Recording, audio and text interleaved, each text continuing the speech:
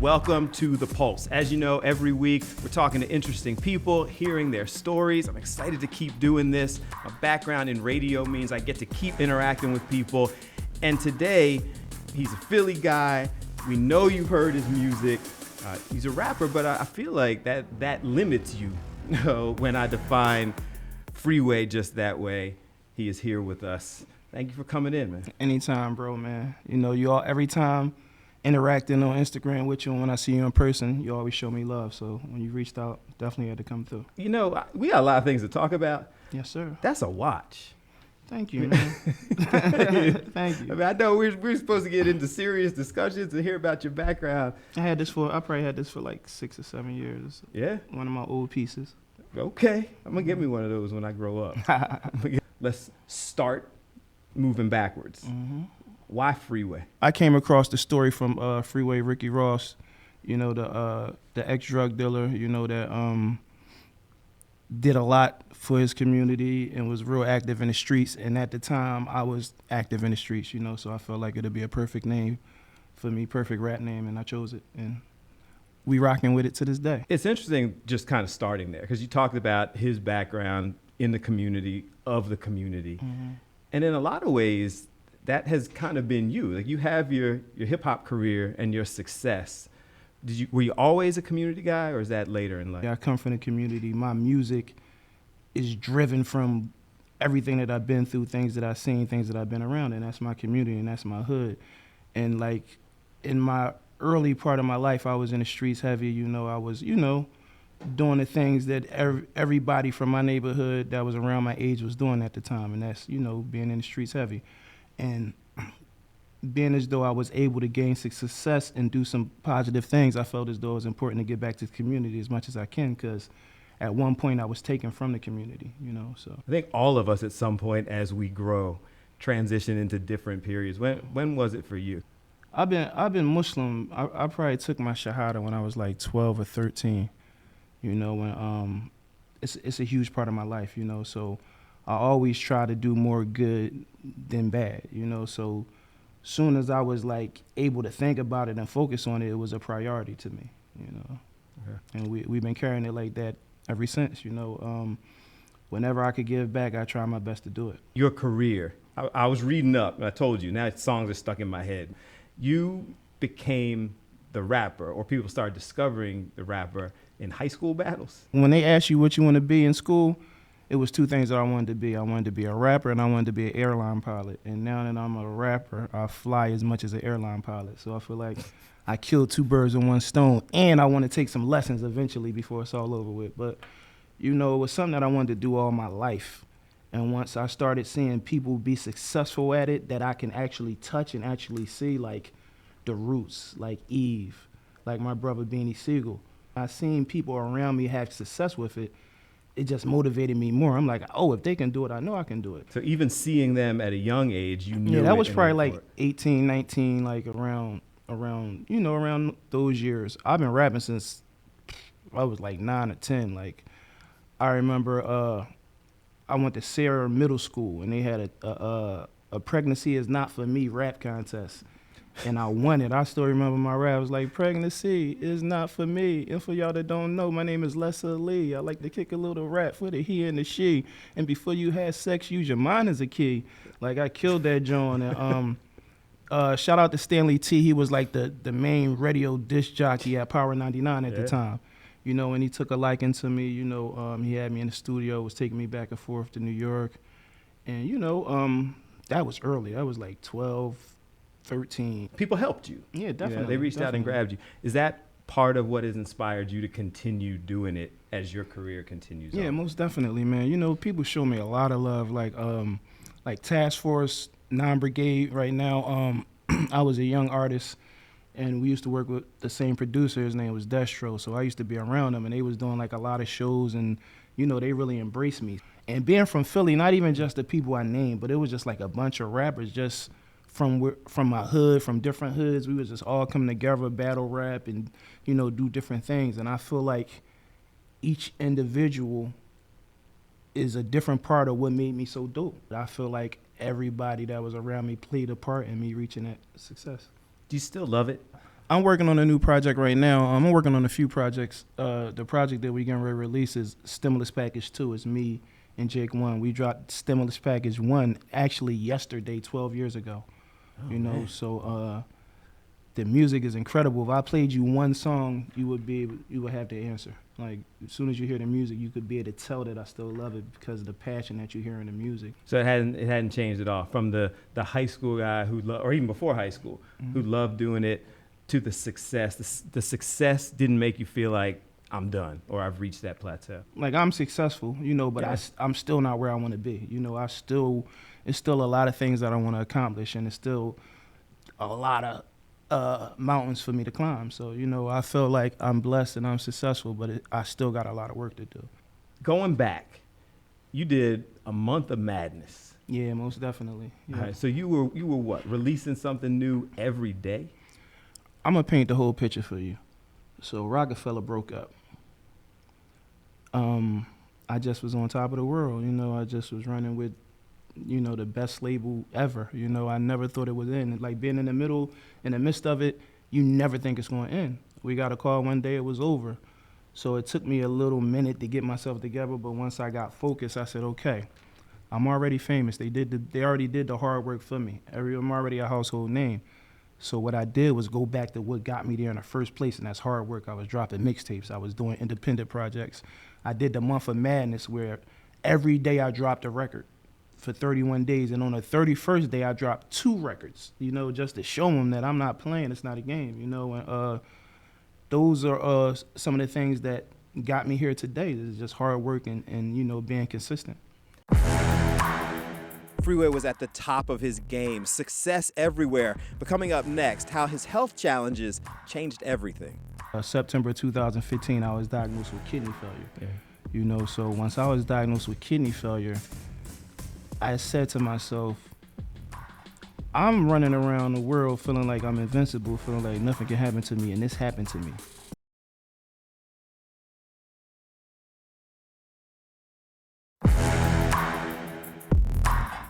Welcome back to The Pulse. Things got started really quickly for Philly Freeway, but there's so much more to his story, so let's get back to it. You seemingly have so much respect for people in the industry that I don't want to knock anybody, but you don't see that. You don't see that kind of out there grinding, I'm going to do it myself. It's not all of this, all the other things that go into it. Yeah. Has the game changed like that? When I first got on, you had to actually get in a van, go from city to city, like talk to the radio DJs, take them to lunch, interact with the people, go to the malls and shake hands, kiss babies. Now at the press of a button, you could reach, and it's a gift and a curse because you could reach way more people. We could record a record right now and press a button and it could reach the whole world. That's a blessing, but it's definitely changed because people don't work as hard as they used to as far as reaching the fans and connecting with the people. I think about that from a social media standpoint. Like in our business, as you said, it's a blessing and a curse because you can reach a whole bunch of people, but you don't necessarily have to have anything to say. You don't necessarily have to be somebody who is actually bringing it. Like, you just manage to build a following. Exactly. Now, is that frustrating to somebody who's done the work? It can get frustrating if you're not focused. Like, I ain't gonna sit up here in front like, it's been times through the years where I've been frustrated with music and the way that it's changing and like the little shifts that was going on. But I shake it off, and the thing that keeps me going and the thing that keeps me focused is being the best Freeway, doing the best at what I do. But at some point, that guy who's connected to the community, who wants to do things for the community, started, at least it appears, and I'm not that actively involved in your life, but it appears from a distance that person kind of took on the concerns of trying to heal the community. You're out there dealing with anti-violence marches, doing that type of thing. Mm-hmm. Why is that such an important part? September 2015, I was diagnosed with kidney failure. Yeah. So once I was diagnosed with kidney failure, I said to myself, I'm running around the world feeling like I'm invincible, feeling like nothing can happen to me, and this happened to me. And we came to the conclusion that it's important for me to share my story, and that's what I did. I'm the celebrity ambassador for the National Kidney Foundation. I work with Gift of Life. You know, we have our own foundation, Freedom Thinkers, Inc. And, you know, we're just trying our best to spread awareness and, you know, educate the community. I had an uncle that had kidney failure, got a transplant, and is back in kidney failure. I had a cousin, my first cousin, Shandia, she died from kidney issues and left her kids behind because she wasn't taking care of herself. So I have these examples in my family, and I was running around with 3 risk factors for kidney failure, and I still was unaware that it could happen to me. You know what I'm saying? So I feel like it's important for me to at least let the people know so they know what they're dealing with, so they know what they're working with, so they could try to make the right choices. I think people know you're the ambassador, but I don't know, people know, like, it got bad for you. Like, you were on the list needing a transplant. Yeah, definitely. Like by the grace of God, I got a transplant. And I might still be on the list right now, but I opted to take a special procedure that they was doing. And at the time, shout out to the good doctors and the good people at Johns Hopkins. They were doing a research study where they were giving people kidneys from patients that had hepatitis C. Then they would cure the hepatitis C, and then you have a new kidney. I agreed to do it. I did it, and it worked fabulous. It worked tremendous. Being that vulnerable and sharing your stories and telling people that you needed help. That's not always something public people, period, but certainly hip hop community goes out there and does. Yeah, definitely. How have people responded to you taking those stands? It was people that's in the music business that I was dealing with that was on dialysis, and you'd be surprised. They pulled me to the side like, yo, Free, don't tell nobody, but I'm so glad you shared your story because I'm going through the same thing. Like, I'd be up all night, and I'm trying to hide it from everybody because I don't want nobody to think I'm weak or anything. But, you know, it's a lot of people dealing with it, and I was willing to be that person to, you know, put myself out there because I know that it's needed. You know, I don't feel ashamed at all. I had 3 of the leading risk factors, one being hypertension, another one being diabetes, and surprisingly, being African American is a risk factor. Just being born African American is a risk factor, you know. So it's important that the people know that. If you look back through his past, Freeway was always about the community, but now he's taking even more steps to make a difference. What Freedom Thinkers Academy is, it's music, it's health, it's education, and it's culture. It's everything that I'm dealing with.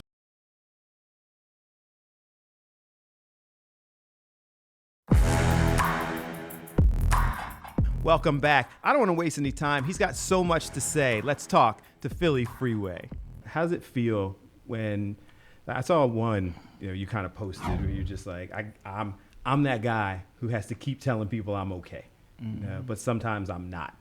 Yeah. And people responded to that. Like that had to feel good. I feel like that's life in general, just being a black man. You know, just we deal with so much. We deal with things that people see, then we deal with things that people don't even see, you know, like struggles that we have within ourselves, you know, things that go on in our household. You know, we're dealing with a lot, you know, and it can get overwhelming and it can get frustrating. And when you're the person that everyone leans on, who are you going to lean on except for God? I feel like we got deep for a minute talking about those things. Yeah, for sure. So you got new stuff coming out. Tell us why people should get excited about the new stuff. Oh, man, they should get excited about the new stuff that's coming out. It's because I'm pouring my heart into it. It's amazing. You know, I got the Stimulus Package 2 coming with Jake 1. You know, I got a project that I've been working on that's very amazing. Shout out to my brother P.I. and shout out to Certified. It's homegrown, you know, it's cooked up in Philadelphia by Philadelphians. And my man P.I., shout out to him, he's from Jersey, but we adopted him, he's from Philly, you know, and that project is incredible. You know, I have my Freedom Thinkers Academy. We have the Freedom Thinkers Academy music division. We're working on a project with all the artists from Freedom Thinkers Academy that's going to be incredible. So we working, we grinding. If you didn't get a chance to catch it, you know, I'm on the first episode of Bel Air. You know, I'm the coach. And it's only right because I coached the rap game anyway, so, you know. And doing that was amazing, you know, because I grew up watching Fresh Prince of Bel-Air, and to be able to be a part of the reboot, man, is amazing to me, man. It's a blessing. We kind of glossed over the Freedom Thinkers Academy, and I don't want to do that. Like, we've sure. mentioned it a couple of times.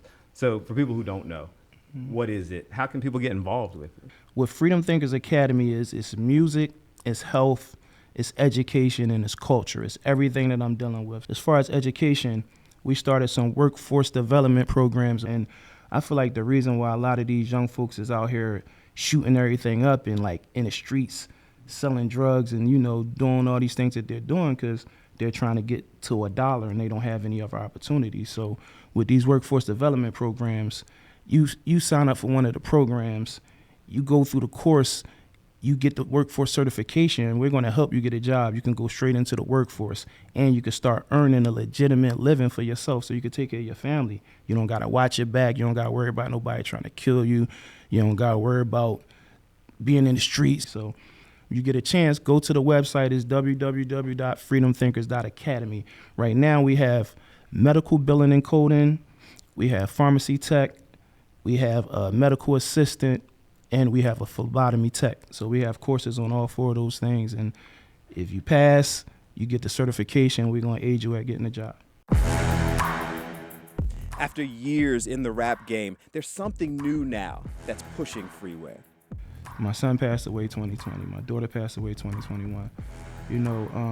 I've been through a lot. And, I'm still here. I'm still moving with purpose.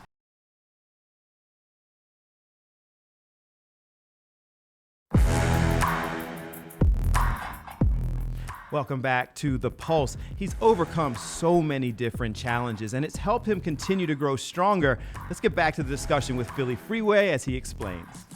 Who's your favorite doing it right now?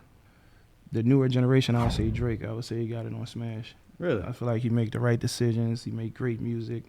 I feel like he really on top of his game right now. You mentioned Bel Air. Yeah. Tell us what that was like, being there, filming that, being involved in that. Is that your next step? Are you now actor Freeway? Oh, I've been doing acting for a minute. I was in State Property too. Yeah. I had my own movie, What We Do. I was just in True to the Game 3 that premiered the end of the year last year, so y'all could check me out in that. I'm in Bel Air. I'm also in the new Adam Sandler movie, Hustle, that's coming out. So, I dip and dab in acting as much as I can. I feel like, and this is something that a lot of the young artists need to know, I feel like music is a perfect launch pad for you to get into anything else that you love or anything else that you want to do, and that's what it's been for me. It's always definitely a blessing to do other things and, make a living off of it. You gonna keep doing this forever?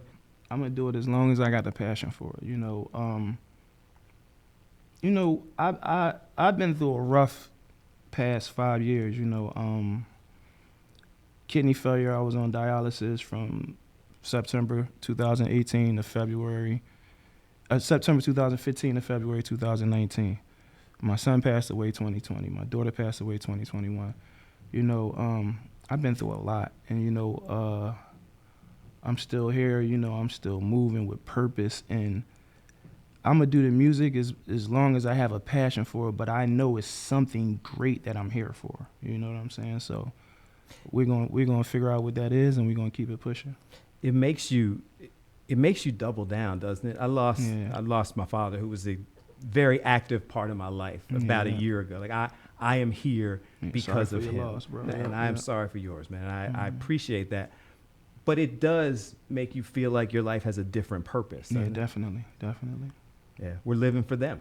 First and foremost is as a Muslim, and I'm not sure if you're familiar with the Islamic religion, but when our loved ones pass away, we feel as though, we believe that when you pass away, you're in your grave, and you're in your grave until the day of judgment. So if you was a good person, you would have a nice, peaceful grave, and you'll be waiting in peace until it's time for judgment.